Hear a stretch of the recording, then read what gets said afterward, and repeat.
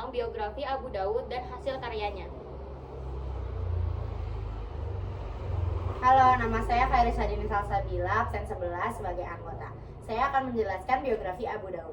Abu Daud memiliki nama panjang Sulaiman bin Ash'ath yang lahir di Sijistan pada tahun 202 Hijriah.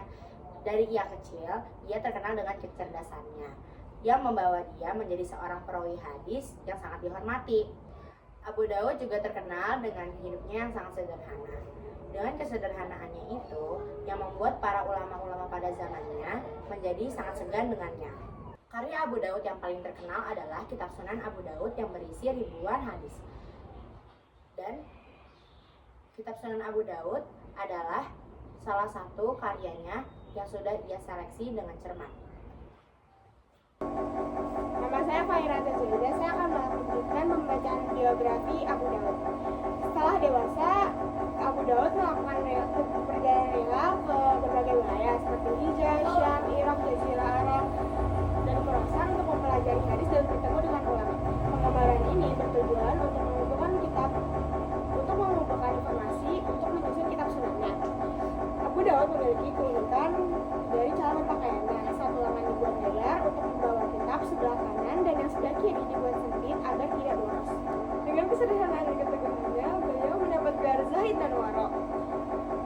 Dan setelah mendapat reputasi tinggi, Gubernur Baghdad memintanya untuk pindah dari Baghdad ke Basra. Riwayat ini disampaikan oleh Al-Karimi bin Abdullah bin Malik.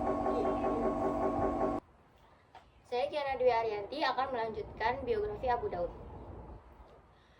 Abu Daud bertanya, apa yang mendorong Amir ke sini? Amir menjawab, hendaknya engkau mengajarkan sunnah kepada anak-anakmu.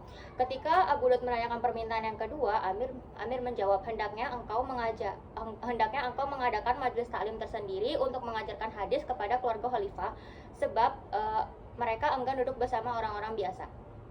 Namun Abu Daud menjawab, untuk permintaan yang kedua tidak bisa aku kabulkan karena dalam menuntut ilmu semua derajat manusia itu sama, baik mereka pejabat terhormat maupun rakyat biasa.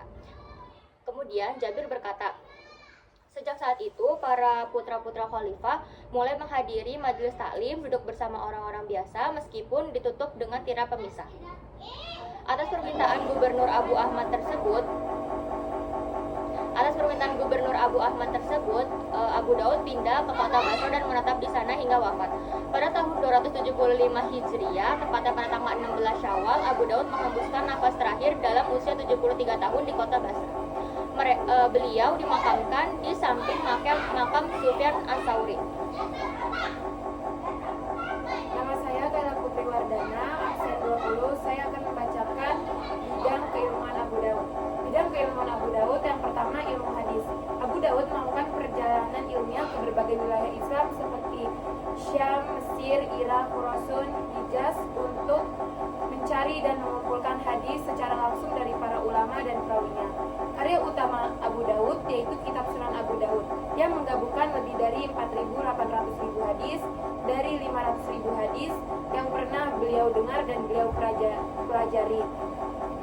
Hadis tersebut tersusun dari bab-bab fikih sehingga memudahkan para ahli fikih. Abu Daud tidak hanya mencatat hadis tetapi juga menyeleksi, mengoreksi sanad dan menilai kesohihan suatu hadis. Beliau sangat berhati-hati dan sering memberi catatan pada hadis yang diperselisihkan validitasnya. Yang kedua, ilmu rijal. Abu Daud memiliki keahlian tinggi dalam menilai rawi hadis yang merupakan bagian penting dari ilmu hadis.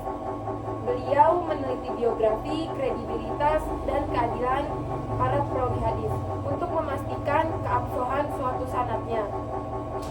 Beliau sangat ketat dalam menilai kredibel dan lemahnya seorang perawi hadis. Lalu hasil karya Abu Daud ada Kitab Al-Marsil, Kitab Al-Qadar, Kitab Az-Zuhud, lalu ada Dalilul Nubuwah dan Ibtidaul Wahyi. Kesimpulan, Imam Abu Daud merupakan salah satu tokoh besar dalam bidang hadis yang sangat berpengaruh dalam perkembangan hadis Islam.